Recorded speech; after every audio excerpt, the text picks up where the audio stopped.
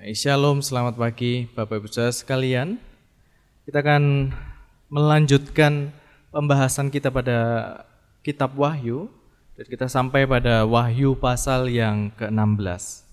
Tetapi saat ini kita akan mempelajari ayat yang pertama sampai yang ke-11. Sebelumnya kita akan bersama-sama berdoa. Bapa di dalam surga, kami bersyukur oleh anugerah Tuhan kami boleh ada saat ini. Biarlah Tuhan hidup kami senantiasa mempermuliakan nama Tuhan. Saat ini Tuhan kami mau duduk diam mendengarkan firman-Mu. Biarlah Roh Kudus bekerja kepada setiap hati kami, pikiran kami.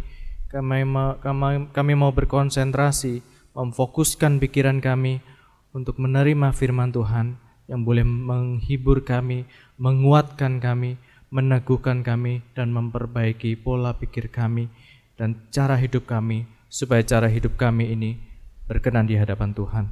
Terima kasih Tuhan, berkati hamba-Mu, berkati setiap kami yang mendengarkan.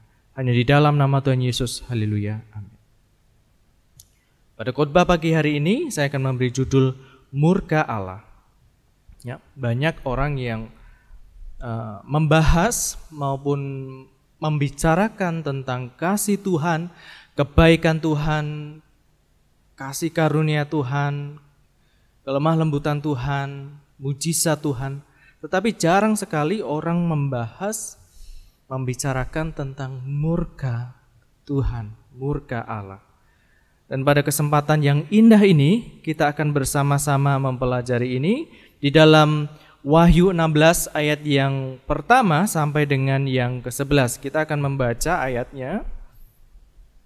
Ayat yang pertama, dan aku mendengar suara yang nyaring dari dalam bait suci berkata kepada ketujuh malaikat itu, pergilah dan tumpahkanlah ketujuh cawan murka Allah itu ke atas bumi. Maka pergilah malaikat yang pertama dan ia menumpahkan cawannya ke atas bumi. Maka timbullah bisul yang jahat dan yang berbahaya pada semua orang yang memakai tanda dari binatang itu dan yang menyembah patungnya.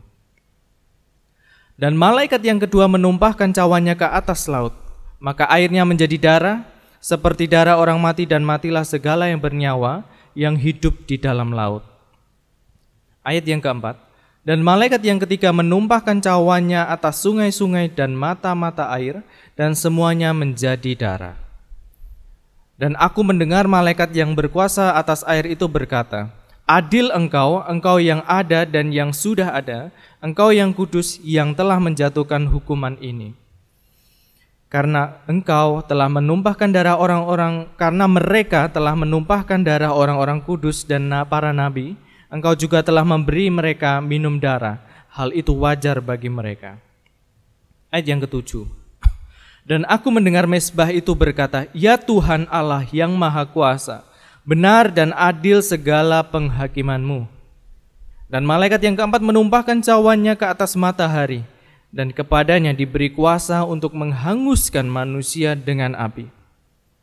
Dan manusia dihanguskan oleh panas api yang dahsyat, dan mereka menghujat nama Allah yang berkuasa atas malapetaka itu, dan mereka tidak bertobat untuk memuliakan Dia. Ayat yang ke-10. Dan malaikat yang kelima menumpahkan cawannya ke atas tahta binatang itu, dan kerajaannya menjadi gelap, dan mereka menggigit lidah mereka karena kesakitan, dan mereka menghujat Allah yang di sorga karena kesakitan dan karena bisul mereka, tetapi mereka tidak bertobat dari perbuatan-perbuatan mereka. Nah, kita pada kesempatan hari ini hanya membahas sampai cawan yang kelima. Cawan ke-6 dan ke-7 akan dibahas pada minggu berikutnya, tetapi kita akan hanya membahas pada cawan yang kelima. Bagian yang pertama kita akan membahas mengenai manifestasi murka Allah. Di dalam ayat yang pertama tadi yang kita sudah baca, dikatakan, dan aku mendengar suara yang nyaring dari dalam bait suci, berkata kepada ketujuh malaikat itu, pergilah dan tumpahkanlah ketujuh cawan murka Allah itu ke atas bumi. Nah, Suara nyaring dari dalam bait suci mengisyaratkan Allah lah yang berbicara. Hal ini sesuai dengan ayat sebelumnya di dalam Wahyu 15 ayat yang ke-8, di mana berbicara tentang bait suci dan kemuliaan Allah. Suara yang keluar dari bait suci, yaitu suara Allah yang memenuhi ruangan itu dengan kemuliaannya, saat ini mengutus ketujuh malaikatnya untuk mencurahkan cawan murka Allah kepada manusia. Kalimat pergilah dan tumpahkanlah ketujuh cawan murka Allah itu ke atas bumi merupakan perintah yang singkat dan jelas, di mana para malaikat itu harus menuangkan cawan penuh murka Allah ke atas bumi, menimpa manusia, segala makhluk hidup yang ada di bumi.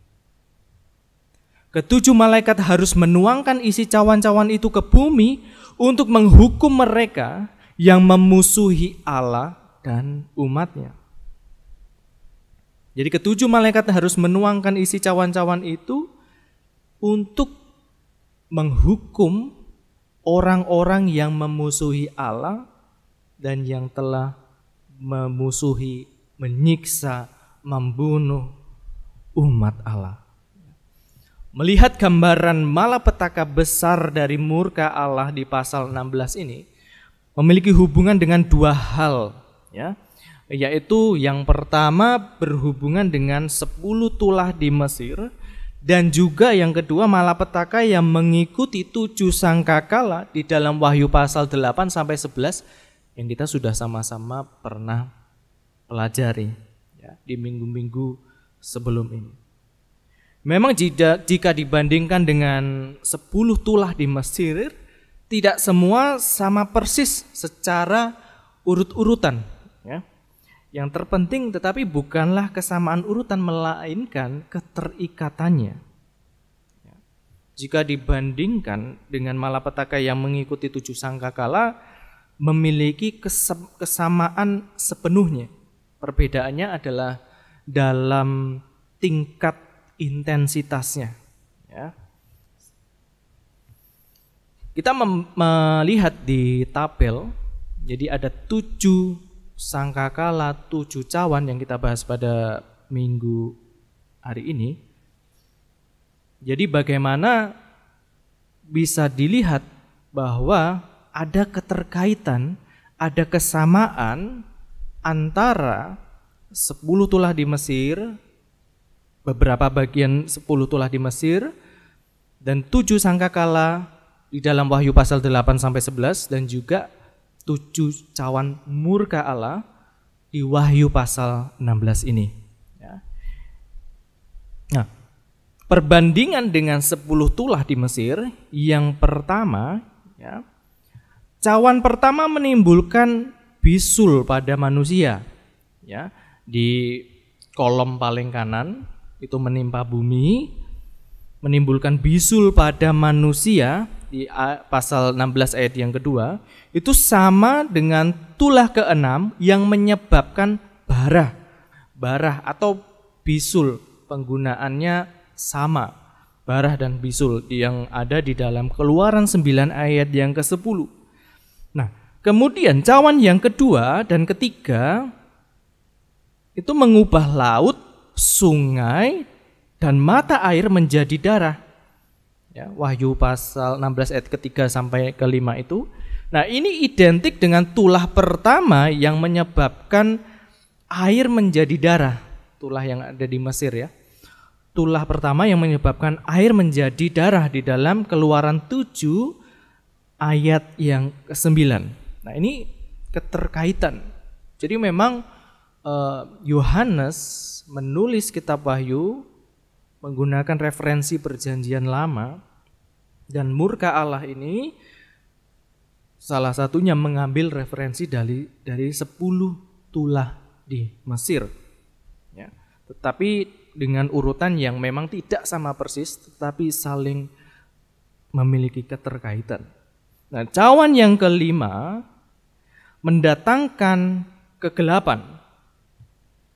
Nah, yang cawan keempat memang tidak berkaitan dengan salah satu dari 10 tulah di Mesir. Sedangkan cawan yang kelima yang mendatangkan kegelapan di ayat yang ke-10 yang tadi kita sudah baca di Wahyu 16, itu paralel dengan tulah ke-9 yang menggelapkan tanah Mesir di dalam Keluaran 10 ayat yang ke-22. Ya.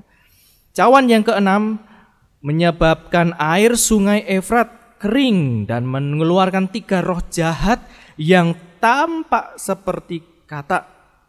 Di ayat yang ke-13 kita 12 dan 13 ya, kita memang tidak membaca, tetapi saya mau menunjukkan bahwa ada keterkaitan antara 7 cawan murka Allah dengan ke-10 tulah di Mesir. Nah, yang cawan ke-6 ini mengingatkan kita pada tulah kedua, yaitu katak. Ya, keterkaitan antara 3 roh jahat yang tampak seperti katak di dalam Wahyu 16 ayat 13 itu ada kaitannya dengan tulah kedua, yaitu katak, sama-sama berupa katak ya, di dalam Keluaran 8 ayat yang ke-6. Kemudian cawan yang ke-7 melemparkan batu es ya, hujan es ke bumi. Di dalam Wahyu ayat 6 pasal 16 ayat yang ke-21 itu sama seperti tulah ke-7, yaitu hujan es di Mesir di dalam Keluaran 9 ayat 23 dan 24. Jadi saling berkaitan walaupun memiliki urutan yang tidak sama persis tetapi berkaitan. Nah, sedangkan hubungannya dengan 7 sangkakala adalah di dalam intensitasnya. Sama persis susunannya, macam bencananya itu sama persis, sama ya. Bisa dikatakan sama. Yang pertama sama-sama menimpa bumi. Sangkakala pertama, cawan yang pertama sama-sama menimpa bumi. Tetapi bedanya di dalam sangkakala pertama hanya bumi yang terkena. Tetapi dalam cawan pertama, orang-orang manusia terserang bisul yang berbahaya. Jadi intensitasnya lebih tinggi lagi. Ya. Tingkat bencananya lebih tinggi lagi. Sangkakala kedua menimpa sepertiga laut dan makhluk di dalamnya. Sedangkan cawan murka Allah yang kedua mematikan setiap makhluk hidup di laut ya, di dalam Wahyu 16 ayat yang ketiga. Jadi tingkat intensitas bencananya itu lebih tinggi. Jadi klimaksnya.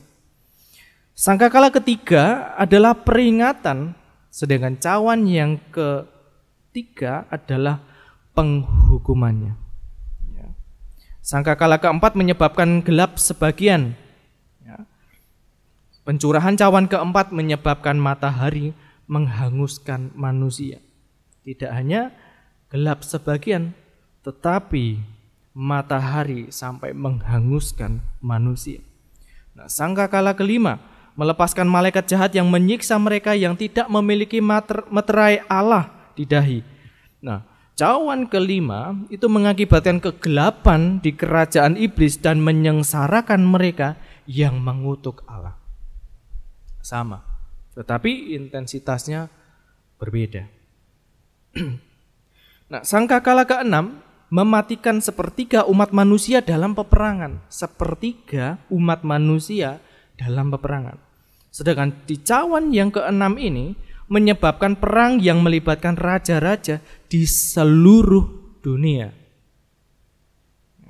Sangkakala ketujuh dan cawan ketujuh hampir identik, kecuali bahwa sesudah cawan ketujuh dicurahkan dari tahta ada suara yang berkata, sudah terlaksana.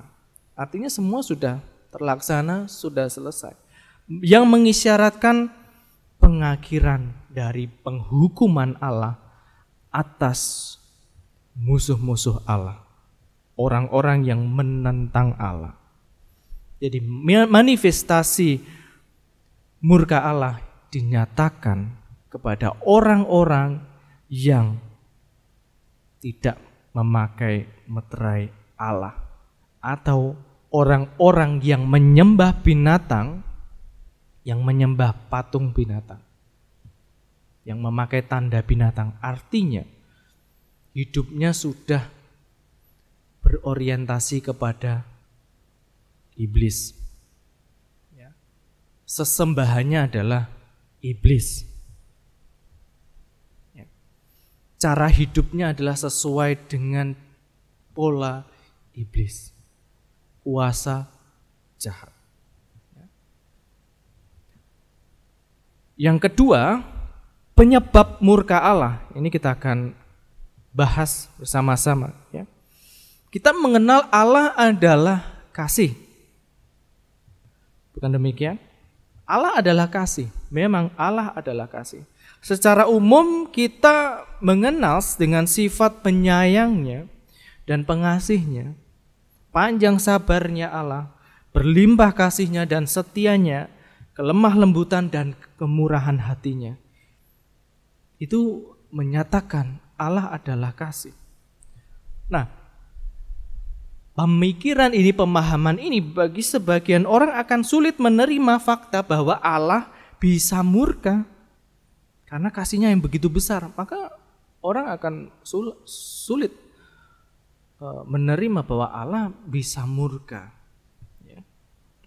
Jika demikian adanya, maka ada kesalahan dalam konsep pengenalan akan Allah. Kalau kita hanya mengenal Allah adalah kasih, belum lengkap rasa-rasanya kita mengenal Allah. Seperti dua sisi mata uang. Ada sisi kasih dan yang kedua adalah selain Allah adalah kasih, sisi yang berikutnya adalah Allah juga adalah kudus, benar, dan adil. Saya ulangi, selain Allah adalah kasih, Allah juga adalah kudus, benar, dan adil. Dalam perjanjian lama, Allah teristimewa ingin agar dirinya dikenal sebagai Allah yang kudus. Di dalam Imamat 11 ayat 44 dan 45, sebab akulah Tuhan Allahmu, maka haruslah kamu menguduskan dirimu dan haruslah kamu kudus, sebab aku ini kudus. Dan janganlah kamu menajiskan dirimu dengan setiap binatang yang mengeriap dan merayap di atas bumi. Sebab akulah Tuhan yang telah menuntun kamu keluar dari tanah Mesir supaya menjadi Allahmu. Jadilah kudus sebab aku ini kudus. Kita mengenal Allah adalah kasih benar adanya. Tetapi jangan lupa bahwa Allah adalah Allah yang kudus. Di dalam perjanjian lama, secara istimewa Allah ingin dikenal sebagai Allah yang kudus.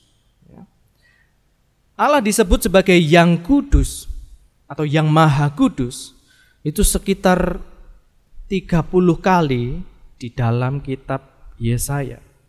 Ini menunjukkan bahwa Allah adalah pribadi yang benar, sempurna, terpisah dari segala sesuatu yang berdosa. Karena Allah kudus. Sehingga Allah tidak akan pernah membiarkan dosa.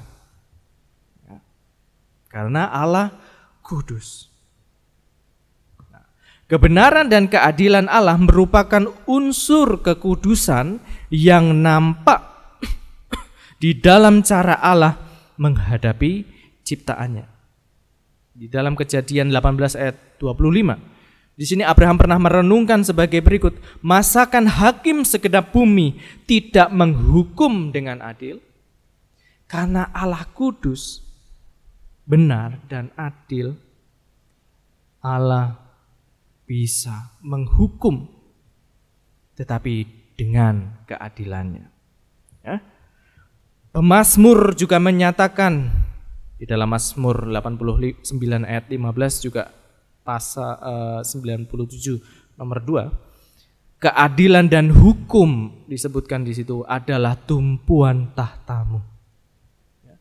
Allah yang kudus itu adalah Allah yang benar, Allah yang adil, Allah yang sempurna, ya, yang terpisah dari segala sesuatu yang berdosa. Allah tidak akan pernah membiarkan dosa, sehingga ada kalanya Allah murka. Karena Allah kudus, sehingga Allah tidak akan pernah membiarkan dosa. Ini yang membuat ada kalanya Allah murka. Ini merupakan tindakan tegas Allah terhadap dosa.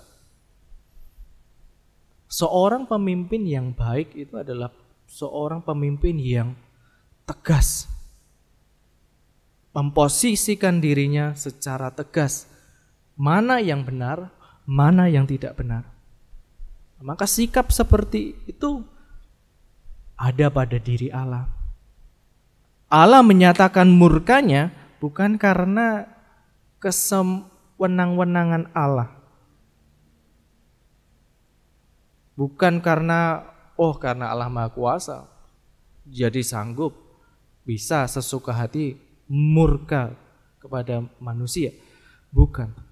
Tetapi karena ini adalah tindakan tegas Allah terhadap dosa, karena Allah adalah kudus.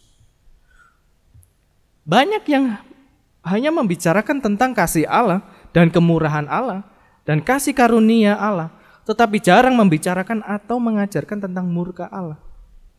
Padahal di dalam Alkitab sering berbicara tentang murka Allah, karena Allah adalah kudus. Ya.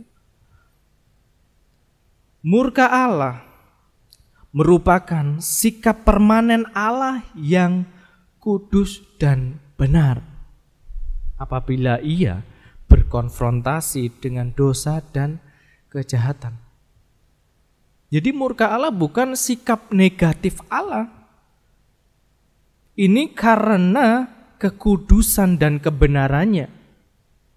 Dan ini merupakan sikap permanen Allah yang ada di dalam diri Allah karena kekudusan dan kebenarannya yang berkonfrontasi dengan dosa dan kejahatan yang tidak akan pernah Ia biarkan. Tanpa itu, tanpa murka Allah, tidak lagi sepenuhnya adil. Jadi keadilan Allah salah satunya adalah murka Allah. Inilah yang membuat, yang menyatakan bahwa Allah itu adalah Allah yang adil, bahwa Allah menyatakan murkanya kepada manusia. Nah, berbeda dengan manusia, ya, murka Allah tidaklah bersifat semena-mena atau sembarang waktu. Kadang kan manusia terbawa perasaan sehingga dikit-dikit marah, dikit-dikit kesenggol, dikit murka langsung, ya. Amarahnya meluap-luap, mudah untuk marah, bahkan suka marah-marah, dikuasai kemarahan yang justru bisa menyebabkan dosa. Ini berbeda, kemarahan Allah dan kemurkaan Allah, kemarahan Allah. Murka Allah tidaklah menyebabkan dosa, melainkan menyatakan kebenaran dan keadilannya dalam kekudusan Allah. Ya. Sekali lagi, murka Allah tidaklah menyebabkan dosa seperti manusia. Ketika murka justru mungkin berbuat dosa di dalam kemurkaannya, kemarahannya. Tetapi Allah tidak demikian. Murka Allah tidaklah menyebabkan dosa, melainkan menyatakan kebenaran dan keadilannya dalam kekudusannya. Ya, berbeda dengan murka manusia. Wahyu 16 ayat 5 sampai 7 yang kita sudah sama-sama baca tadi di awal. Dan aku mendengar malaikat yang berkuasa atas air itu berkata, adil engkau, engkau yang ada dan yang sudah ada, Engkau yang kudus, ya. Jadi paralel. Adil engkau yang kudus, ya, yang telah menjatuhkan hukuman ini. Menjatuhkan hukuman ini karena keadilan Allah di dalam kekudusan Allah. Karena mereka telah menumpahkan darah orang-orang kudus. Murka Allah dinyatakan kepada orang-orang yang telah menumpahkan darah orang-orang kudus dan para nabi. Engkau juga telah memberi mereka minum darah, hal itu wajar bagi mereka. Dan aku mendengar mezbah itu berkata, ya Tuhan Allah yang maha kuasa, benar dan adil segala penghakiman-Mu. Murka Allah bukan semena-mena, suka-suka Tuhan. Tidak. Sesuai dengan kebenaran, kekudusan, keadilan Allah. Allah menyatakan murkanya dari sorga atas segala kefasikan dan kelaliman. Ini seperti dinyatakan oleh Rasul Paulus di dalam Roma 1 ayat yang ke-18. Sebab murka Allah nyata dari sorga atas segala kefasikan dan kelaliman manusia yang menindas kebenaran dengan kelaliman. Nah, kefasikan di sini adalah asebeia yang merujuk pada tidak menghormati Allah. Ya, murka Allah nyata dari surga atas segala bentuk sikap tidak menghormati Allah, asebeia atau kefasikan. Dan yang kedua, kelaliman, adikia, yang merujuk pada kejahatan atau sikap merampas hak orang lain. Jadi murka Allah nyata dari surga atas segala kejahatan manusia. Cawan murka Allah yang dicurahkan ke atas bumi itu tertuju atau ditujukan kepada orang yang memakai tanda binatang dan menyembah patung binatang itu. Ini adalah orang-orang yang tidak menghormati Allah, orang-orang yang berlaku jahat. Ayat yang kedua di pasal yang di dalam Wahyu pasal 16. Maka pergilah malaikat yang pertama dan ia menumpahkan cawannya ke atas bumi, maka timbullah bisul yang jahat dan yang berbahaya pada semua orang yang memakai tanda dari binatang itu dan yang menyembah patungnya. Orang-orang ini merupakan orang-orang yang fasik, yang sama sekali tidak menghormati Allah. Mereka tidak bertobat dari perbuatan mereka karena penghukuman Tuhan. Bukannya disadarkan kemudian bertobat, bahkan menghujat nama Allah.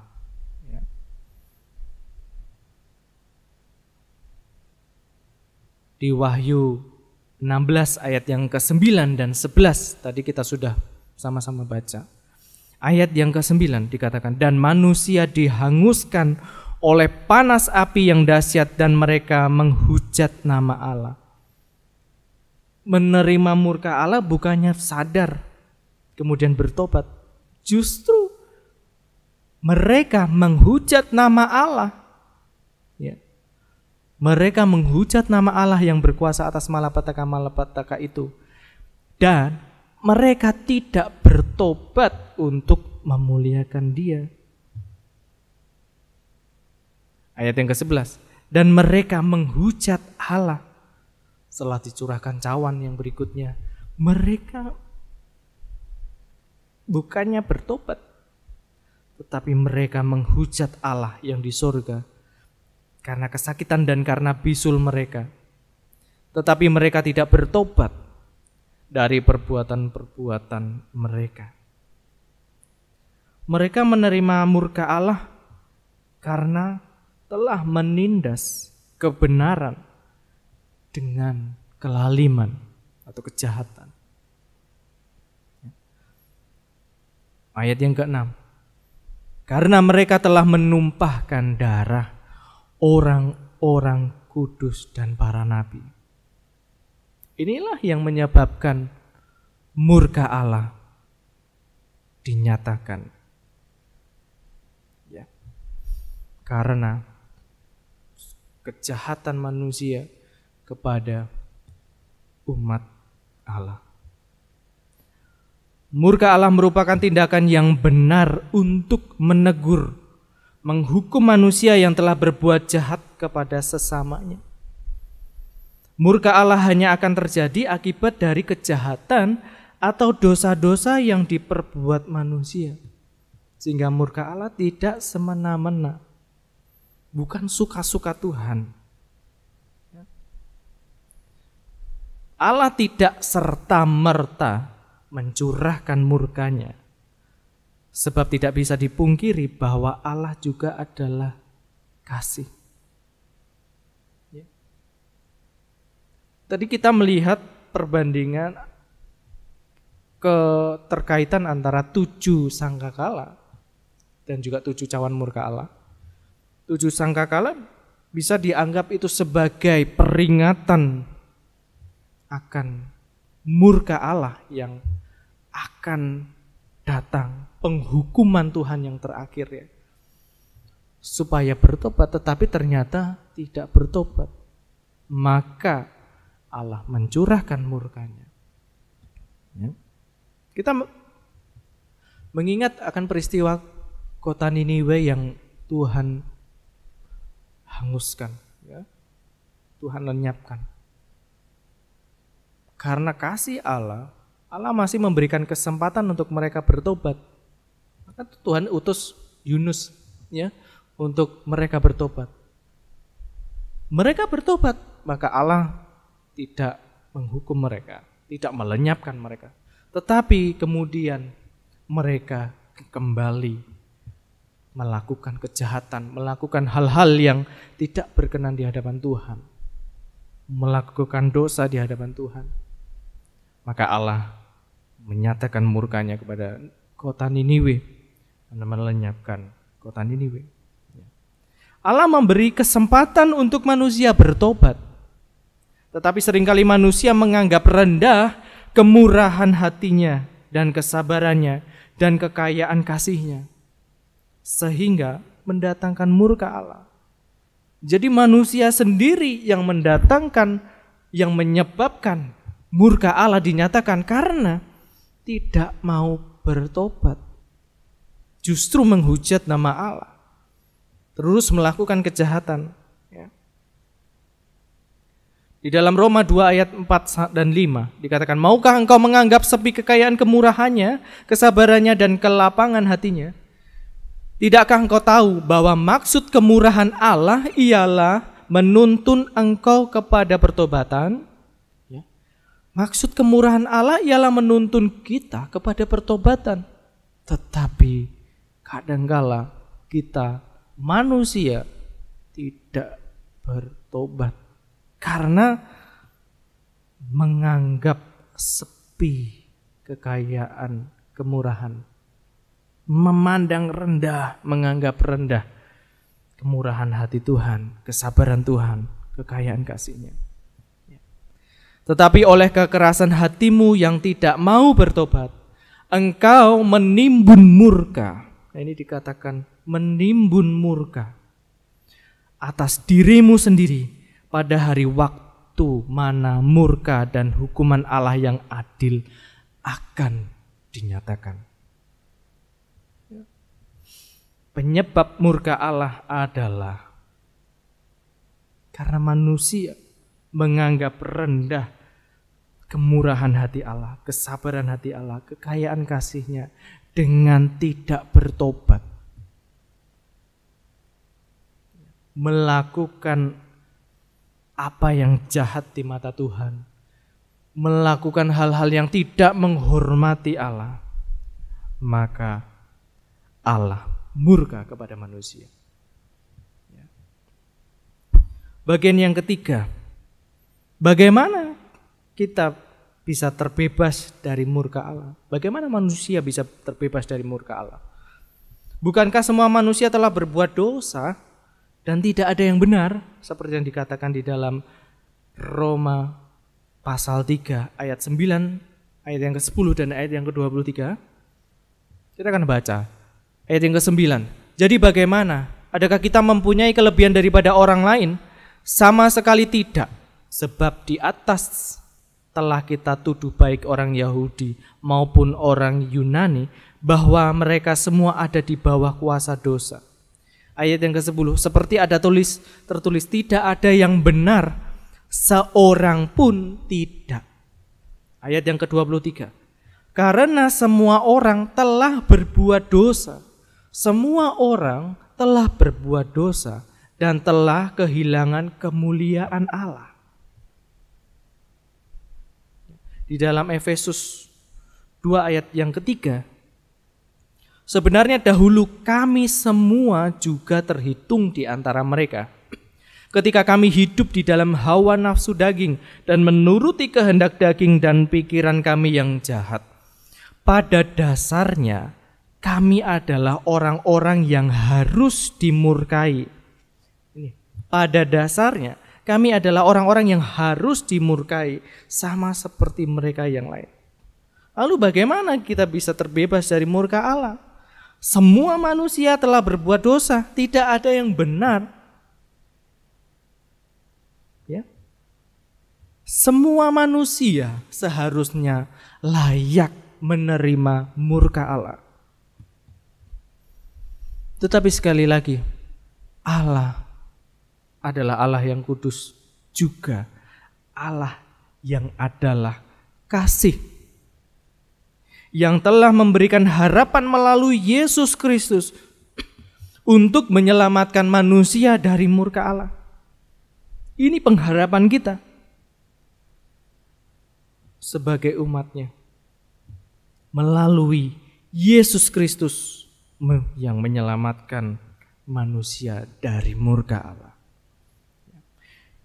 Di dalam 1 Tesalonika 1 ayat yang ke-10, dan untuk menantikan kedatangan anaknya dari surga yang telah dibangkitkannya dari antara orang mati, yaitu Yesus yang menyelamatkan kita dari murka yang akan datang. Hanya Yesus yang mampu menyelamatkan manusia dari murka yang akan datang. Diperkuat di dalam Roma 5 ayat yang ke-9. Lebih-lebih karena kita sekarang telah dibenarkan oleh darahnya, darah Yesus Kristus. Kita pasti akan diselamatkan. Ini dikatakan, kita pasti. Oleh apa? Kita bisa pasti diselamatkan dari murka Allah. Oleh darah Yesus Kristus. Inilah cara kita terbebas dari murka Allah adalah Yesus Kristus yang menjadi harapan kita terbebas dari murka Allah. Karena hanya Yesus Kristus yang menyelamatkan kita dari murka Allah. Allah telah memberikan jalan keluar dari murkanya. Tetapi kita perlu menanggapi dengan iman atau percaya kepada Yesus. Semua manusia bisa terbebas dari murka Allah ketika menanggapi dengan iman atau percaya kepada Yesus. Di dalam Yohanes 3 ayat 36, barang siapa percaya kepada anak, ia beroleh hidup yang kekal. Tetapi barang siapa tidak taat kepada anak, ia tidak akan melihat hidup, melainkan murka Allah tetap ada di atasnya. Jelas di sini. Allah telah memberikan pengharapan kepada umat manusia melalui anaknya yang tunggal, yaitu Yesus Kristus, mati di atas kayu salib untuk membebaskan manusia dari murka Allah yang akan datang. Tetapi ternyata tidak semua manusia menanggapi dengan iman atau percaya kepada Yesus yang menjadi jaminan keselamatan dari murka Allah.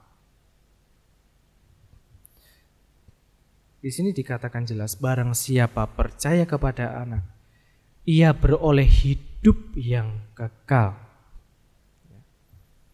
Tetapi barang siapa tidak taat kepada Anak, ia tidak akan melihat hidup, melainkan murka Allah tetap ada di atasnya. Sebagai catatan kita, Bapak Ibu sekalian yang dikasihi oleh Tuhan, meskipun kita telah menerima kasih karunia Allah melalui keselamatan dalam Yesus, jangan pernah sekali-kali kita menganggap rendah kasih karunia Allah dan kemurahan Allah dengan kita tetap hidup di dalam dosa. Jelas dikatakan di tulisan di ayat yang saya kasih warna merah, barang siapa tidak taat. Ya. Bukan saja tidak percaya, barang siapa tidak taat kepada Anak. Orang yang percaya tetapi tidak taat akan mendatangkan murka atas dirinya sendiri. Ya. Jangan sekali-kali kita menganggap rendah kasih karunia Allah, kemurahan Allah dengan kita tetap hidup di dalam dosa. Kita sudah punya pengharapan melalui Yesus Kristus, tetapi jangan kita pernah sia-siakan. Ya, karena barang siapa tidak taat kepada Anak, murka Allah tetap ada di atasnya. Artinya konsekuensi dosa tetap berlaku, yaitu berupa teguran dan disiplin dari Tuhan. Murka Allah kepada umatnya yang tidak taat itu merupakan suatu teguran dan disiplin yang daripada Tuhan, supaya kita kembali taat kepada Yesus Kristus. Bagi orang yang tidak percaya, yang tidak menanggapi dengan iman percaya kepada Tuhan Yesus, murka Allah adalah penghukuman bagi mereka. Tetapi bagi kita, jangan sampai murka Allah, teguran Tuhan, disiplin yang daripada Tuhan itu terjadi. Biarlah kita menjadi orang-orang yang taat kepada Tuhan. Ya. Biarlah hidup kita yang telah berpengharapan di dalam iman kita kepada Yesus dapat dinyatakan dalam perbuatan kita yang mempermuliakan Tuhan. Ya. Amin. Mari kita bangkit berdiri. Kita meresponi pengharapan kita di dalam Yesus dengan kita menaikkan pujian. Segala pujian dan syukur.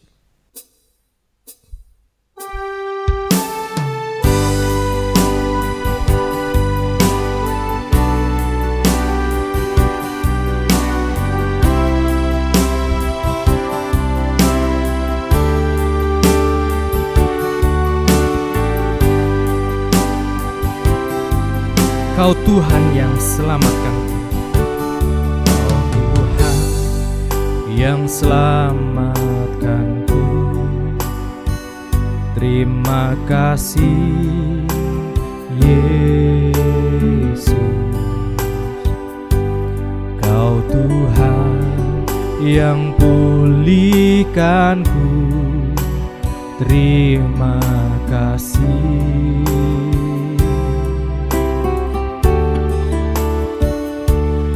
Kau Tuhan yang sembuhkanku. Terima kasih Yesus. Kau Tuhan memberkatiku. Terima kasih. Angkat angkat tanganmu, katakan segala pujian, segala pujian dan syukur hanya bagimu Yesus. Dengan apakah ku balas kasih-Mu?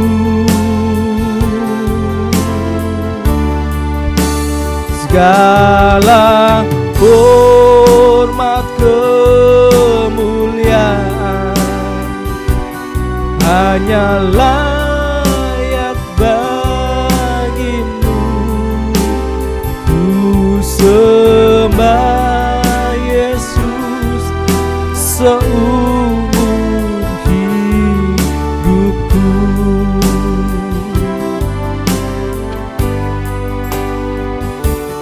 Kau Tuhan yang selamatkanku, terima kasih Yesus. Kau Tuhan yang pulihkanku, terima kasih.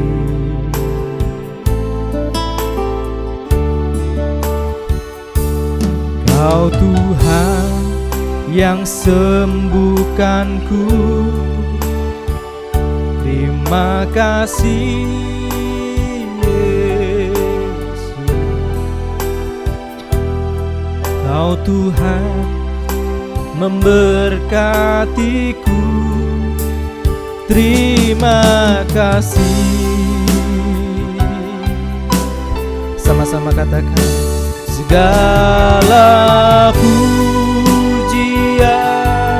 dan syukur hanya bagimu Yesus. Dengan apakah ku balas kasih-Mu? Oh, segala hormat kemuliaan hanya layak bagimu. Ku sembah Yesus seumur hidupku. Segala pujian dan syukur, segala pujian dan syukur hanya bagimu Yesus.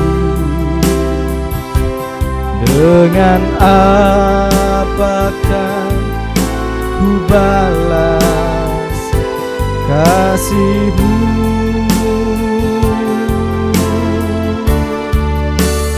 Segala hormat kemuliaan hanya layak bagimu.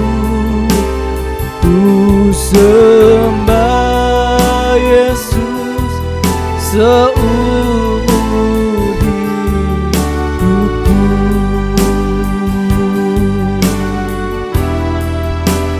Ku sembah Yesus seumur hidupku.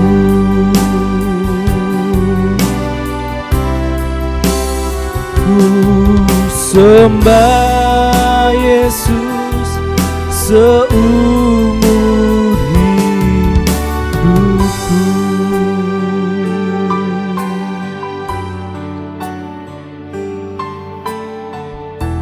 Terima kasih Tuhan untuk pengharapan di dalam Engkau Yesus Kristus yang membebaskan kami, yang menyelamatkan kami dari murka Allah.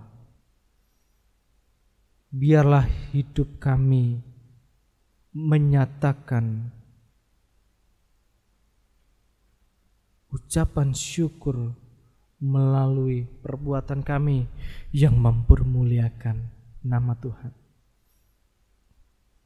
Terima kasih Tuhan untuk firman-Mu yang boleh menguatkan kami, yang boleh menegur kami, yang boleh mengkoreksi hati kami, pikiran kami. Biar kami tidak memandang rendah kemurahan Tuhan, kasih setia Tuhan dengan kami tetap hidup di dalam dosa. Tetapi biarlah firman-Mu pada pagi hari ini mengingatkan kami, untuk kami yang telah memiliki pengharapan di dalam iman kepada Yesus, menyatakan perbuatan kami yang mempermuliakan nama Tuhan. Roh Kudus kiranya terus mengingatkan kami dan memampukan kami untuk melakukan firman Tuhan dan taat kepada Tuhan sampai akhir hidup kami Tuhan. Terima kasih Tuhan, terima kasih. Hanya di dalam nama Tuhan Yesus Kristus kami berdoa dan mengucap syukur. Haleluya. Amin.